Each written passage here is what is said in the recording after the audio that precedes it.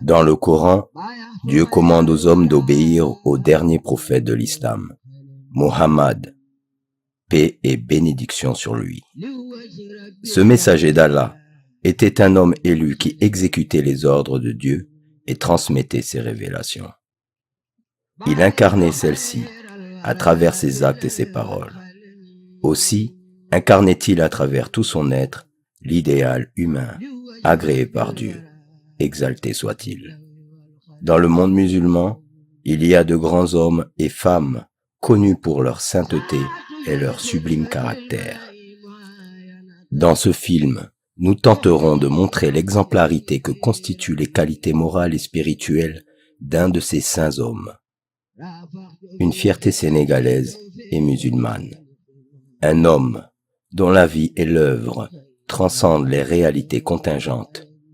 Le Cheikh Ahmadou Bamba. Cheikh Ahmadou Bamba était le précurseur d'une voie empruntée par des milliers d'hommes. Une voie dans laquelle chaque vie d'un disciple véridique suffit de preuve pour étayer l'authenticité de l'islam. Cette voie est la continuité de la voie droite, celle des illustres bienfaisants, quelle que soit leur époque. La voie de la vérité et de la soumission. La voie de l'amour de Dieu, des prophètes et de toutes ses créatures. Le Cheikh Ahmadou Bamba a été initié très tôt aux sciences et à l'adoration de Dieu, ce qui l'éloigna de toute ambition matérielle. Depuis son plus jeune âge, il éprouvait un amour pour son Créateur. Ses parents racontent qu'il s'imposait des prières pendant la nuit avant même d'être envoyé à l'école coranique. Ce, parce que son père lui avait dit qu'il était dans les habitudes des gens pieux de prier pendant la nuit. À cette époque, il ne savait sûrement pas ce qu'il fallait dire dans la prière, mais il s'agit ici de montrer son souci, depuis son enfance, d'imiter les gens pieux. Comme il a grandi avec cette ambition de rencontrer Dieu, il était naturel qu'il désirât tout ce qui le rapprochait de lui et craignit tout ce qui l'en éloignait.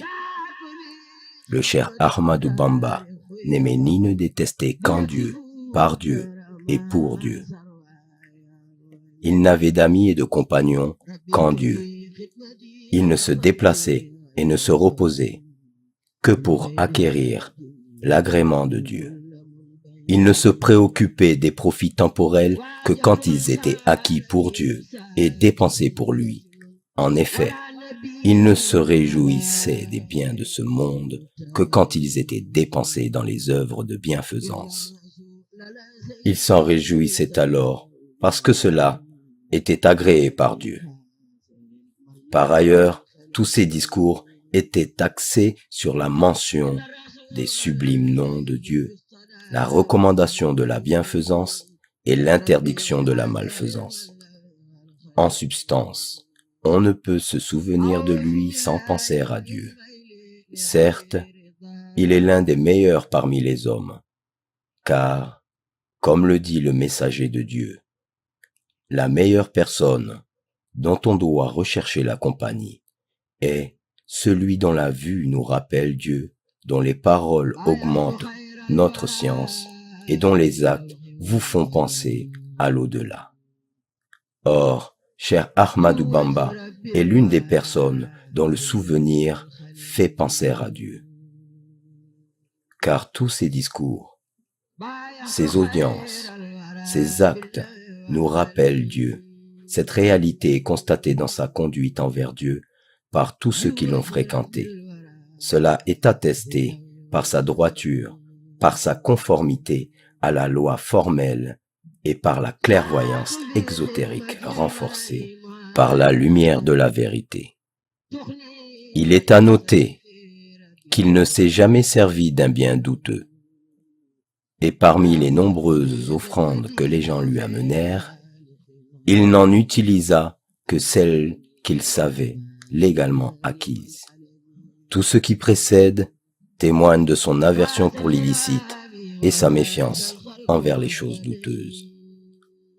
De plus, son attachement au Coran et l'estime qu'il lui accordait étaient sans précédent. C'est le Coran qui l'a guidé dans sa quête de l'agrément divin. Durant toute sa vie, il n'a d'ailleurs jamais cessé de glorifier le Saint-Coran et de magnifier sa grandeur. Aussi, récitait-il le Coran fréquemment. Sa récitation se poursuivait durant les heures du jour et de la nuit.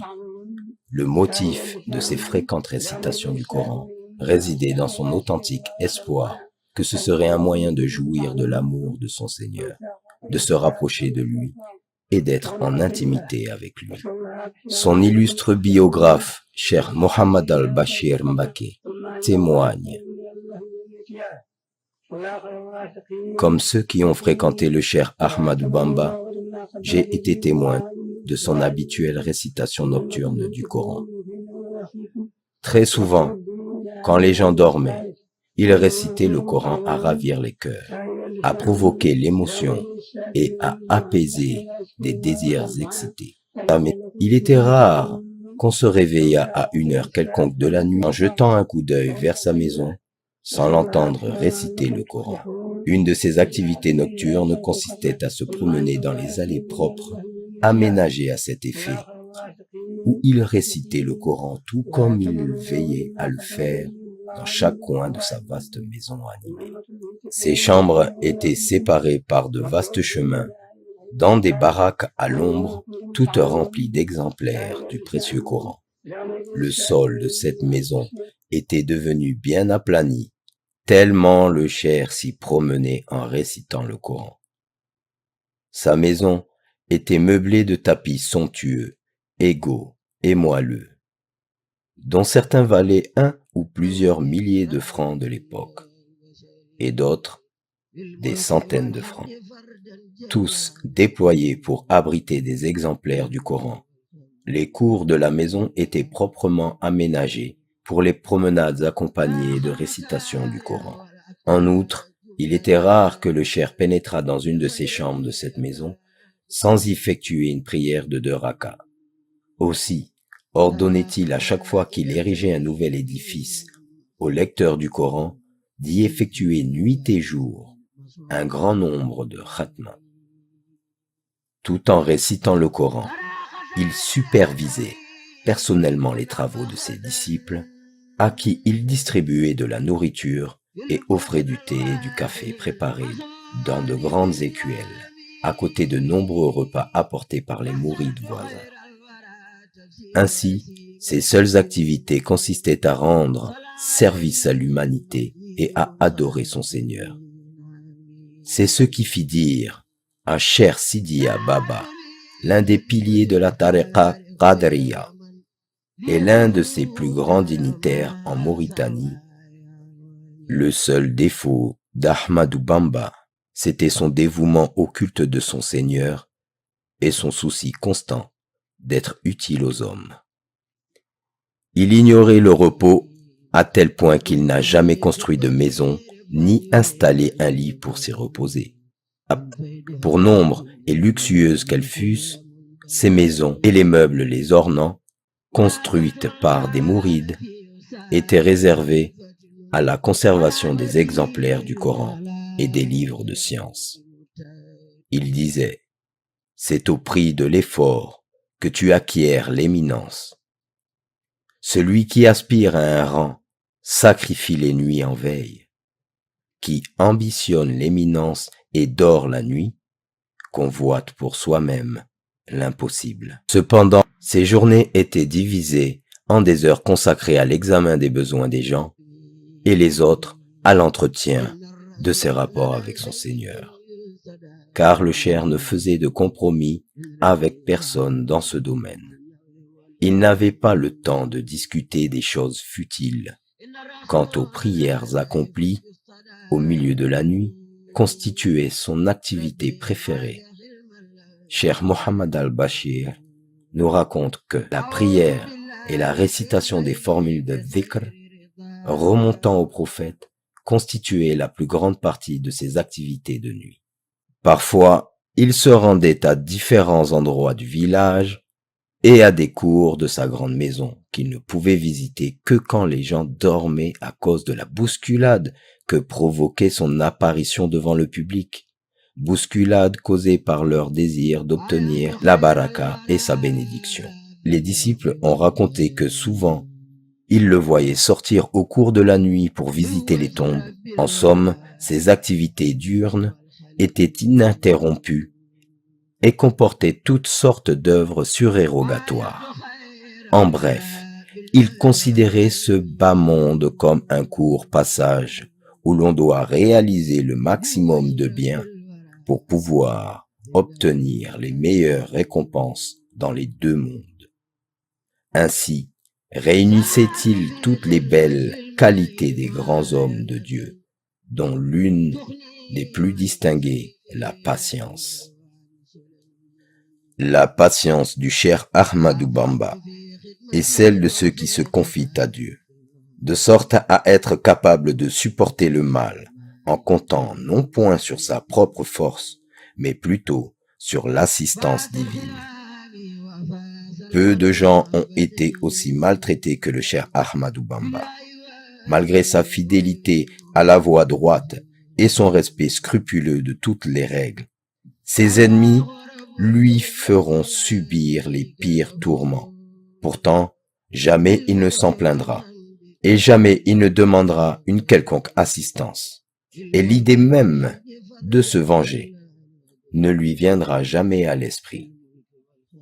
Le dommage qu'on lui faisait n'avait pas pour motif une dispute portant sur un intérêt qu'il aurait cherché à se procurer, car il ne se préoccupait pas des intérêts mondains.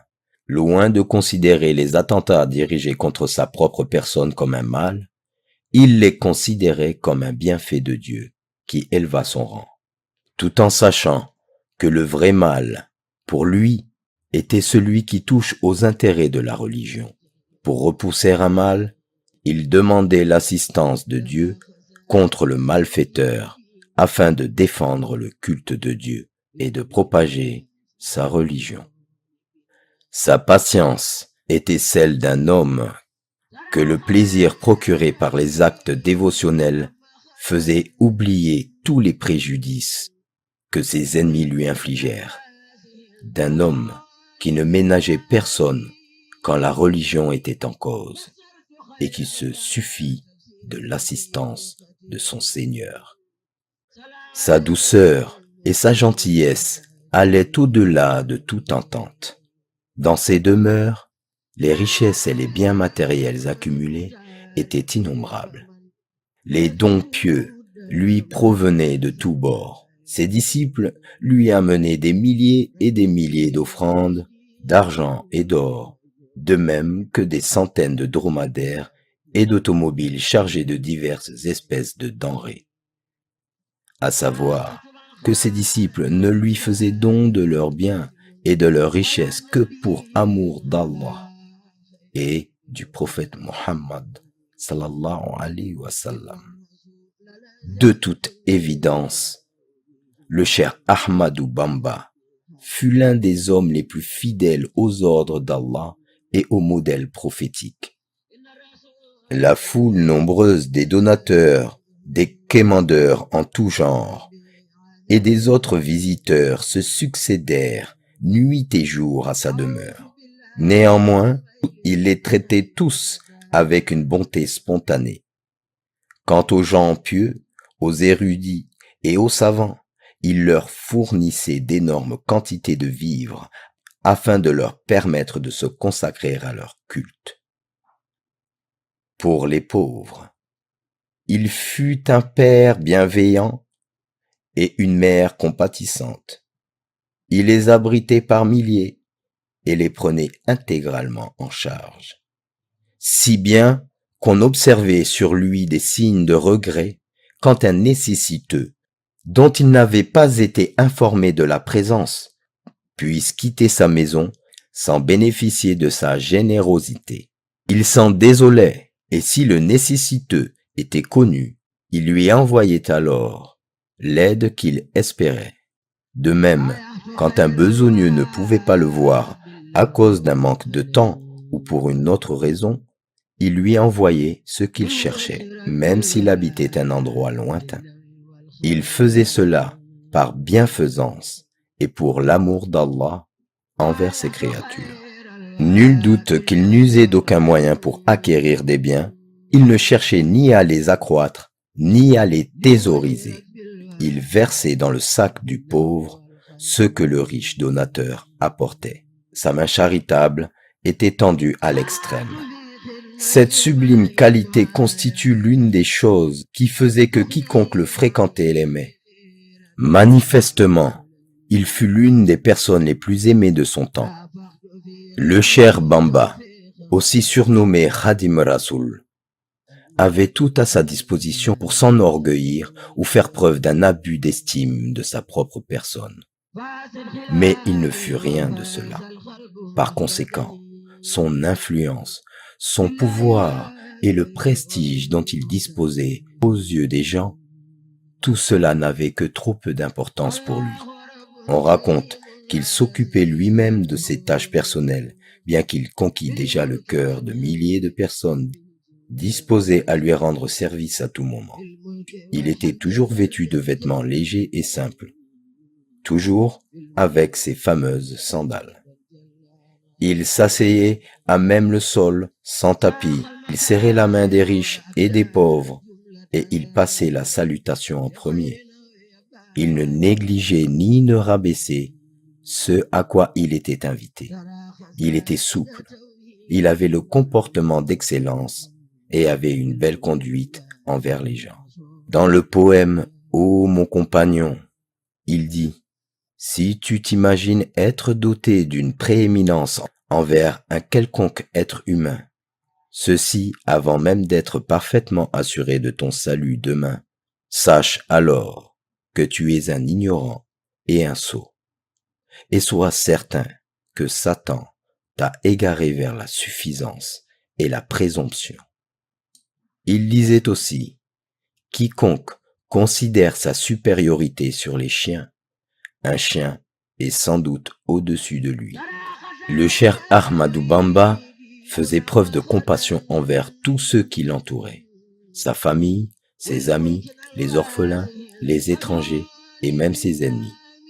Il observait les règles de politesse et de courtoisie de la meilleure façon, tout au long de sa vie.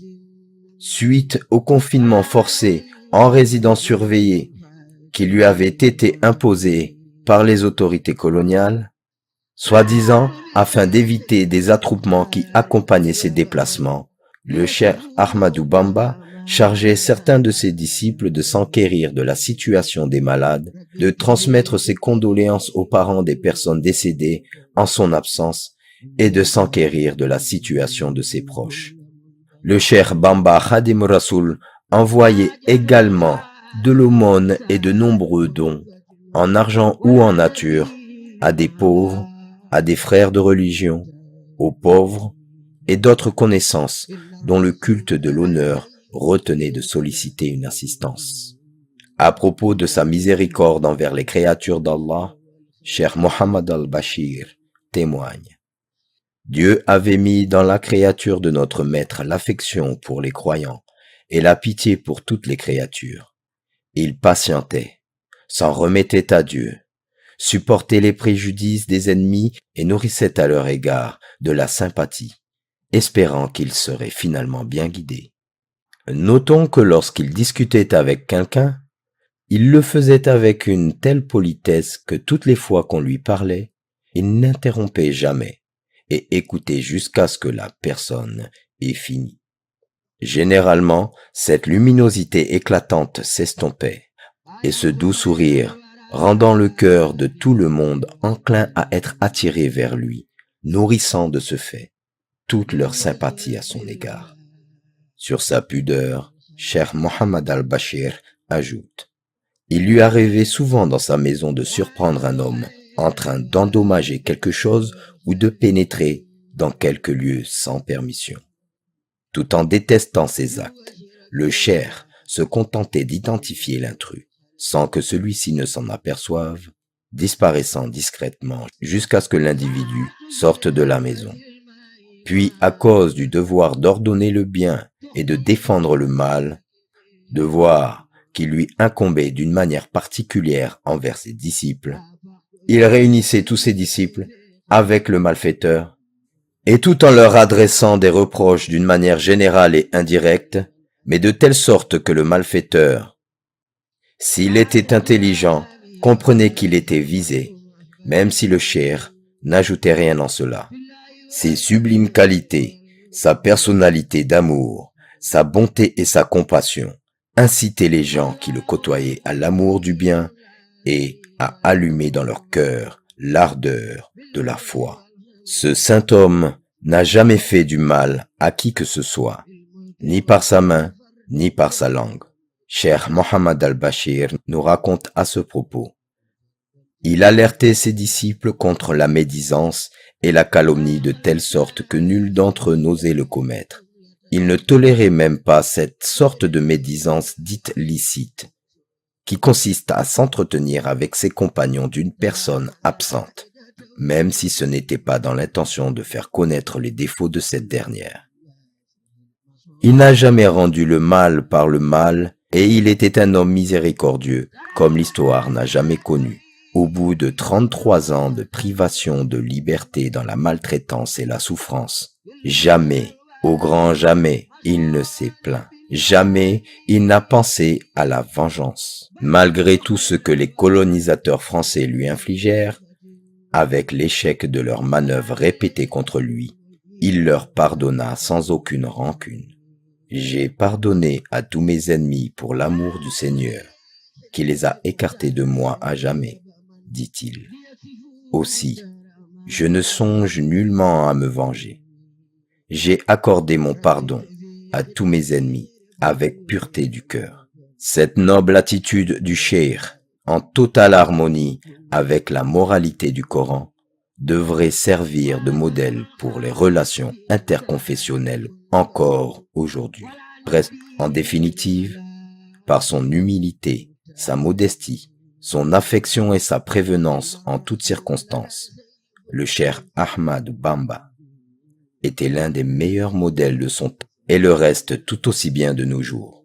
À savoir qu'il ne s'écoule pas un moment où le cheikh n'est pas au centre de toutes les préoccupations de milliers de personnes sur l'ensemble du territoire national sénégalais et bien au-delà. Même ses ennemis, après lui avoir infligé toutes sortes de souffrances, finirent par reconnaître ses qualités supérieures. En 1913, Antoine Martin Lasselve fut nommé administrateur du cercle de Diourbel par la France. À l'issue de sa mission, en 1915, Monsieur Lasselve adressa aux instances supérieures de l'AOF un rapport dans lequel il affirmait ceci au sujet du cheikh.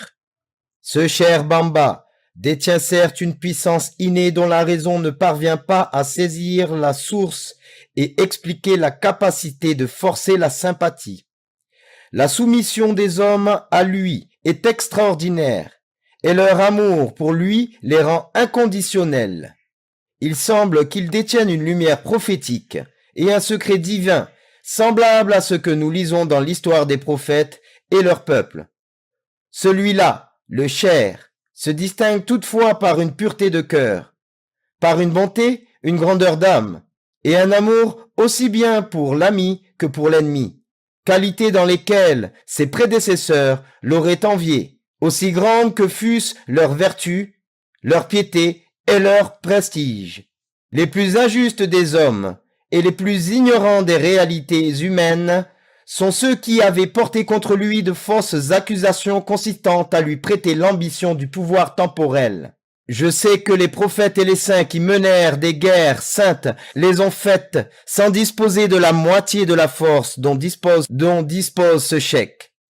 Ce beau témoignage de Martin Lasselve suffit à jauger, pour toute personne de bonne foi, la grandeur de cette figure de l'histoire, qui demeure un océan au milieu d'un désert, tant il regorge de trésors et tant il semble si difficile de l'appréhender. Il existe des valeurs universelles qui ne poussent pas les individus à se dénaturer, mais plutôt à se rapprocher de notre nature spirituelle, les intégrer et les mettre en exergue pour la victoire jaillissante de la véracité. Mais l'homme ne vaincra que lorsqu'il réalisera l'équilibre nécessaire à sa spiritualité, en renouant avec son essence éthérique à la réalité de ce bas monde. J'ai certes été envoyé pour compléter les nobles caractères, pour citer le prophète Muhammad sallallahu alayhi wa sallam à ses compagnons.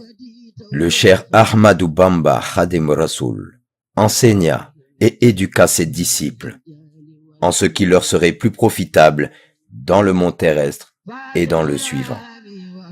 Il leur enseigna tout ce qui authentifie leur croyance en l'unicité divine, les incitant à la pratique religieuse de la plus belle manière qui soit, nourrissant leur amour à Dieu, au prophète Muhammad sallallahu alayhi wa sallam et aux gens de bien. Ce faisant, il inculqua à ses disciples le mode de vie à adopter vis-à-vis de leurs prochains, mais aussi l'amour, la compassion qu'il faut nourrir envers eux, si bien que cela les protégerait de tout mal susceptible de nuire à leurs âmes. C'était un homme intègre qui transformait quiconque le fréquentait. Son attitude, faite de compassion, de tolérance, de compréhension et de patience, fut la voie qui fit naître dans les cœurs un profond amour pour l'islam et le prophète Muhammad.